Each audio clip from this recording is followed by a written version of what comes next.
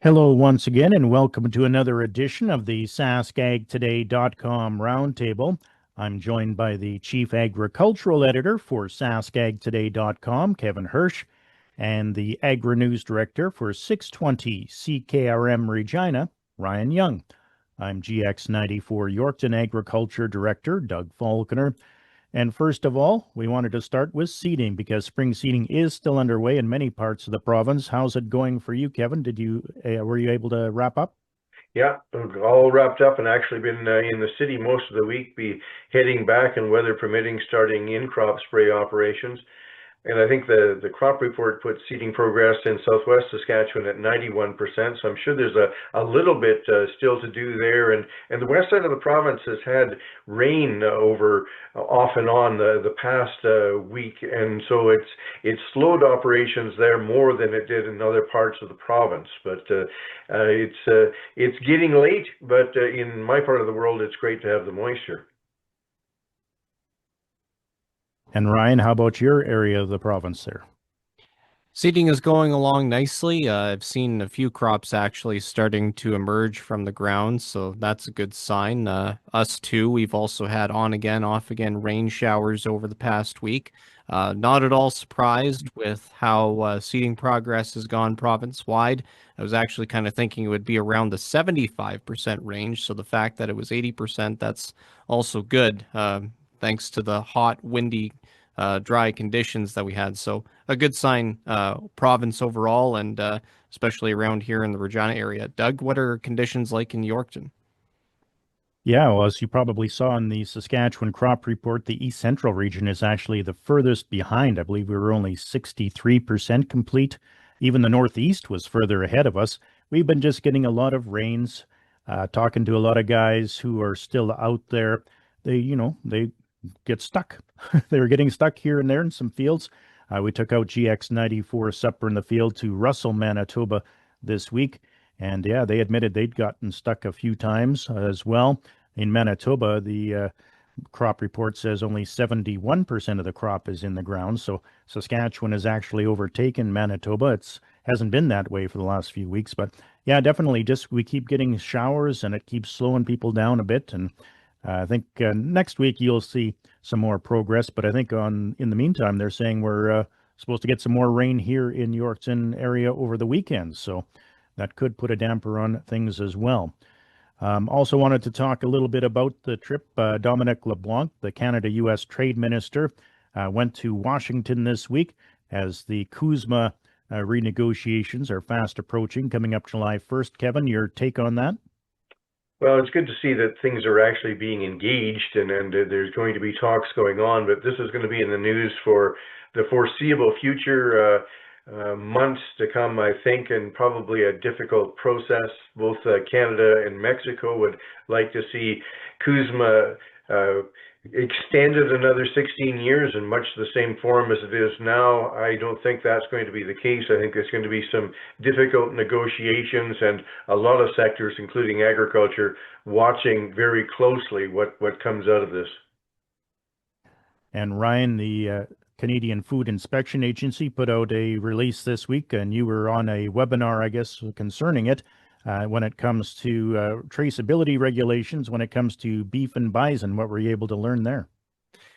Yeah, so the Saskatchewan Cattle Association, they had a webinar this week, and they had a representative from the CFIA come on to give an update to producers who register for the webinar. And, to kind of make a long story short, that the CFIA is not moving ahead with any updates to traceability regulation changes for beef cattle or bison, but they are going to proceed with updates for pigs, cervids such as deer and elk, as well as sheep and goats.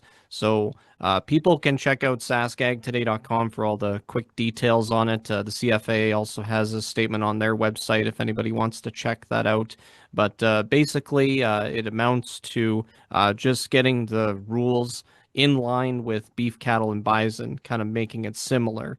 So that's kind of the update from them. And I wish I kind of known about it a little bit sooner. I'll admit, it kind of fell a little bit under my radar, but it did come up on the radar, and fortunately, it all worked out.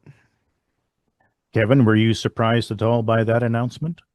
It's nice to see CFIA clarify what's going to happen for beef and bison, and I think the industry, the producers will breathe a sigh of relief for now. I know I have some cattle farming neighbors who believe that this is a brief respite, and CFIA will not be deterred and will be coming back with other proposals and other regulations. So I think that the beef industry still has its guard up. But at least for now, the two sides are talking. The beef industry can explain its concerns over what is and is not possible and what is practical as far as traceability. So I think it's been a good development that way. Well, when it comes to beef cattle, word broke this week that New World screwworm has been found in a cow in Texas. So it has reached the United States. I know they have said in the past that they wouldn't survive in Canada because it's too cold here, but nonetheless, this will have an impact on cattle prices, I would imagine, here in Canada, right, Kevin? It's hard to know just all the ramifications. I note that, the border has been shut to Mexican live cattle going into the U.S., but in turn, Mexico has exported a lot more beef to the U.S. Because the market has been closed to live cattle.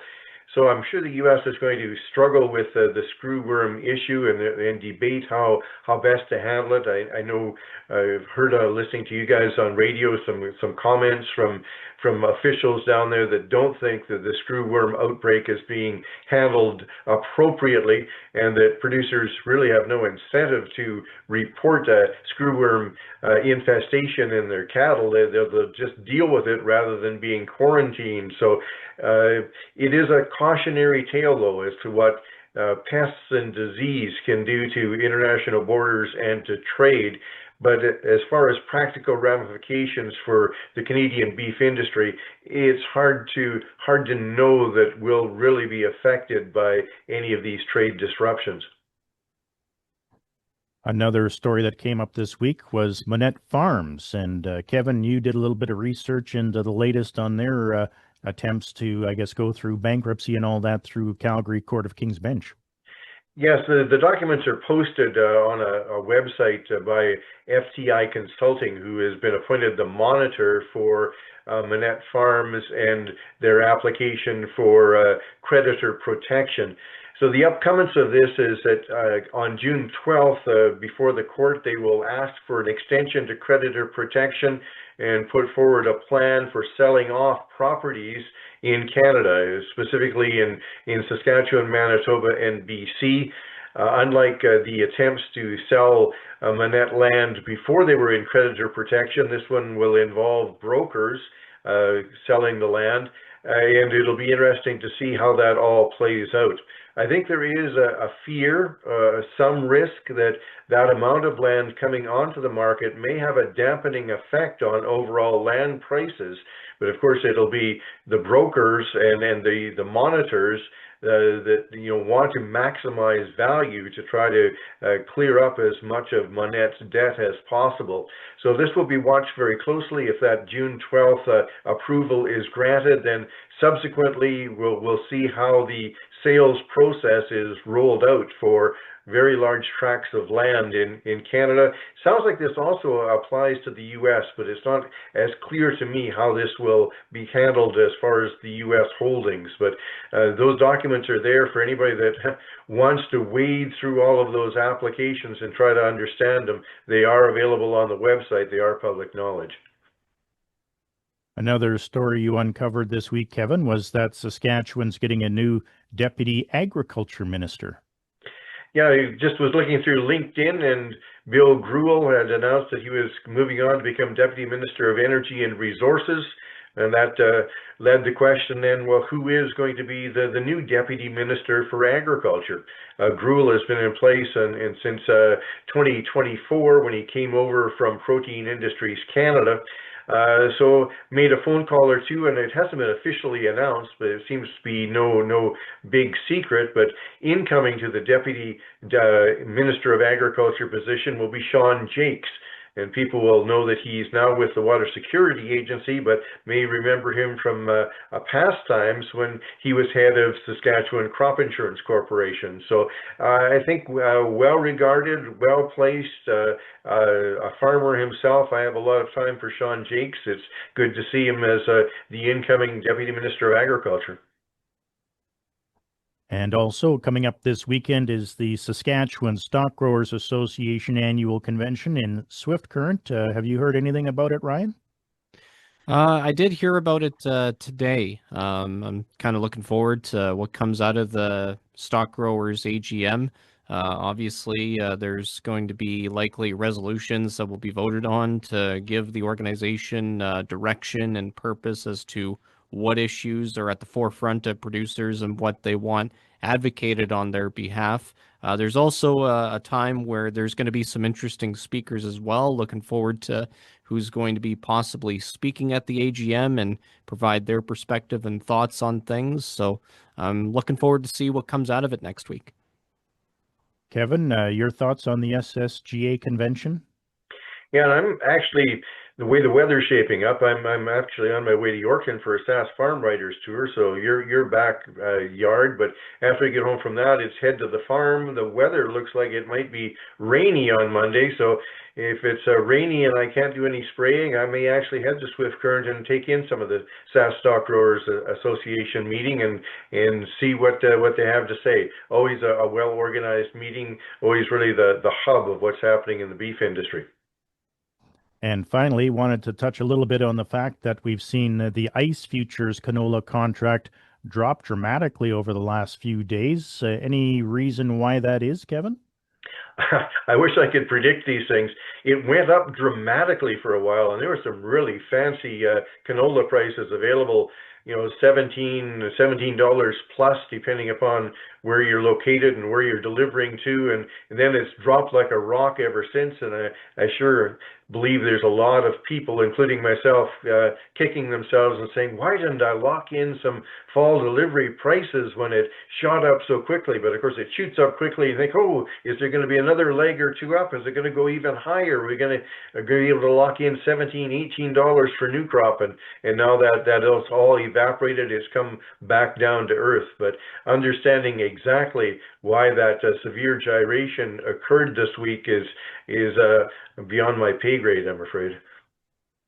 All right, well, that'll do it for this week's edition of the SaskAgToday.com Roundtable.